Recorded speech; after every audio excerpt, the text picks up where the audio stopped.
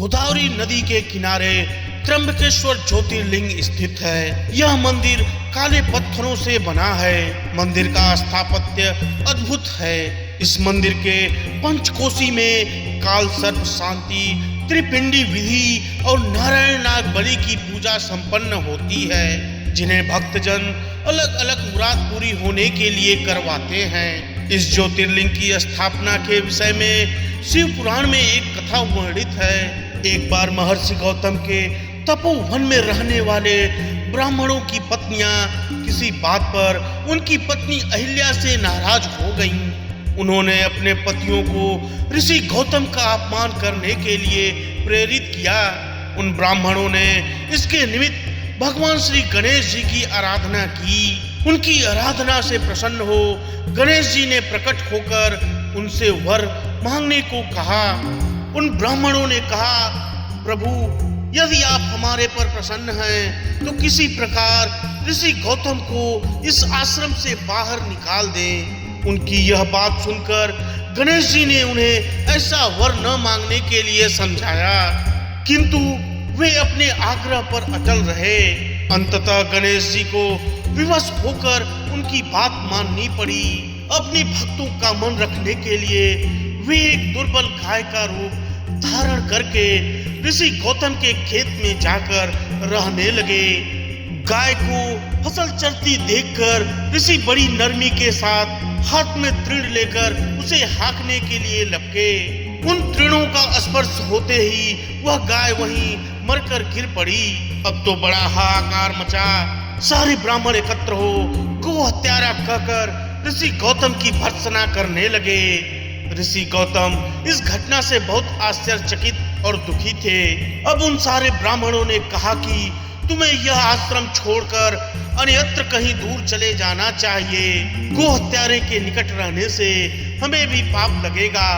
विवश होकर ऋषि गौतम अपनी पत्नी अहिल्या के साथ वहां से एक कोस दूर जाकर रहने लगे, किंतु उन ब्राह्मणों ने वहां भी उनका रहना दूभर कर दिया। वे कहने लगे, गो हत्या के कारण तुम्हें अब वेद पाठ और यज्ञादि के कार्य करने का कोई अधिकार नहीं रह गया। अत्यंत अनुनय भाव से ऋषि गौतम ने उन ब्राह्मणों से प्रार्थना की कि आप लोग मेरे प्रायश्चित और उद्धार का कोई उपाय बताएं। तब उन्होंने कहा, गौतम, तुम अपने पाप की शर्वत सबको बताते हुए 3 बार पूरी पृथ्वी की परिक्रमा करो, फिर लौटकर यहाँ 1 महीने तक व्रत करो। इसके बाद ब्रह्मगिरी की 101 परिक्रमा करने के बाद तुम्हारी शुद्धि होगी, अथवा यहाँ गंगा जी को लाकर उनके जल से स्नान करके 1 करोड़ पार्थिव शिवलिंगों से शिव जी की आराधना करो। इसके बाद पुनः गंगा जी में स्नान करके इस ब्रह्मगिरी की 11 बार परिक्रमा करो। फिर 100 घड़ों के पवित्र जल से पार्थिव शिवलिंगों को स्नान कराने से तुम्हारा उद्धार होगा। ब्राह्मणों के कथनानुसार महर्षि गौतम वे सारे कार्य पूरे करके पत्नी के साथ पूर्णतः तल्लीन होकर भगवान शिव की आराधना करने लगे। इससे प्रसन्न हो भगवान शिव ने प्रकट होकर उनसे वर मांगने को कहा। महर्षि गौतम ने उनसे कहा, भगवान, मैं यही चाहता हूँ कि आप मुझे गो हत्या के पाप से मुक्त कर दें। भगवान शिव ने कहा, गौतम, तुम सर्वथा निष्पाप हो।